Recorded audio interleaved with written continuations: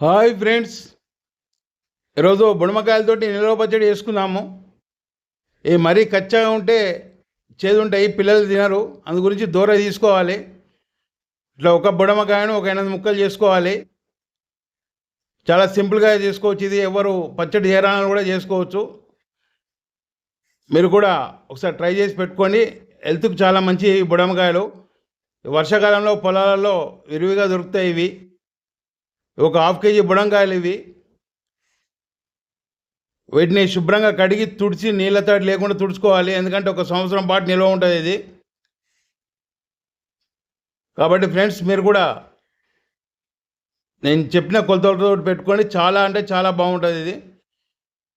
దీనికి జీలకర్ర, ఆవాలు, మెంతులు ఈ 3 కూడా మంచిగా దూరగా వేయించుకోవాలి.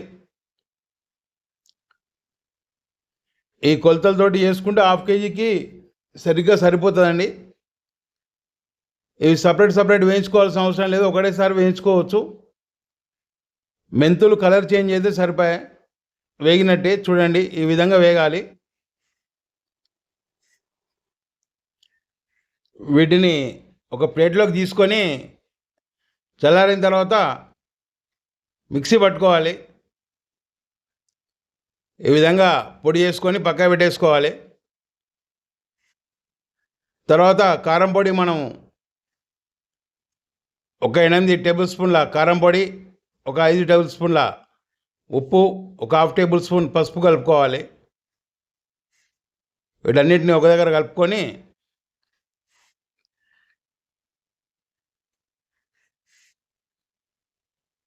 అన్నీ కలిసే విధంగా కలుపుకోవాలి. తర్వాత ఒక బౌల్ తీసుకుని అందులో మనం కట్ చేసినటువంటి ముక్కలు వేసుకోవాలి. చూడండి, ఆ విధంగా కట్ చేసుకోవాలన్నీ.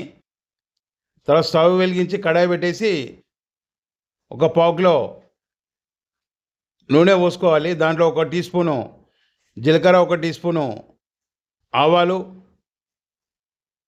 తర్వాత ఒక 10 మెంతి గింజలు, తర్వాత ఉంటే మిరపగింజలు కూడా 1 స్పూను మిరపగింజలు వేసుకోవాలి.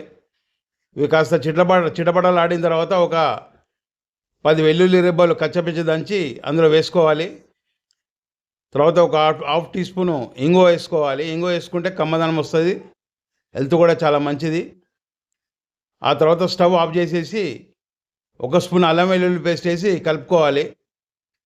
మనకి ఈ అల్లం వెల్లుల్లి పేస్ట్ వేగే వరకు నూనె చల్లారుతుంది. స్టవ్ ఆఫ్ చేసిన తర్వాత ఒక 10 నిమిషాలు ఆగి ఆ తర్వాత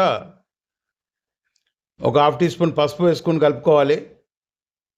తర్వాత ఈ జీలకర్ర మెంతుల పొడి ఏదైతే ఉందో అది కలుపుకోవాలి. తర్వాత కారం, ఉప్పు, పసుపు ఏదైతే ఉన్నాయో అవి ఇందులో వేసి కలుపుకోవాలి. ఇప్పుడు ఫైనల్గా మన ముక్కలు కూడా అందులో వేసి కలుపుకోవాలి. ఇప్పుడు నూనె చల్లారి ఉంటుంది కాబట్టి ముక్కలు మెత్తబడే అవకాశం ఉండదు. ఎట్ ది సేమ్ టైం కారం పొడి కూడా నల్ల కాదు. ఈ నూనె అనేది ముక్కలకు, ఈ మసాలాకు మంచిగా పట్టేసి కరెక్ట్గా లెవెల్గా సరిపోతుంది. ఇందులో ఒక 2 నిమ్మకాయలు పిండుకుంటే మనకు ఎక్కువ రోజులు నిల్వ ఉంటుంది పచ్చడి. At the same time taste కూడా చాలా బాగుంటుంది. ఒక 2 నిమ్మకాయలు పిండుకోవాలి. ఇంతేనండి, పచ్చడి రెడీ అయింది. బుడమకాయ నిల్వ పచ్చడి. ఇది 1 ఇయర్ వరకు గ్యారెంటీగా ఉంటుంది. దీన్ని మంచి గాజు సీసాలకు ఎత్తుకొని ఫ్రిడ్జ్లో పెట్టాల్సిన అవసరం లేదు, బయట పెట్టుకున్నా కూడా 1 ఇయర్ వరకు ఉంటుంది. ఫ్రెండ్స్, ఛానల్ సబ్స్క్రైబ్ చేయండి, ఫ్రెండ్స్కి షేర్ చేయండి, లైక్ చేయండి ప్లీజ్. వీడియో చూసినందుకు చాలా థ్యాంక్స్.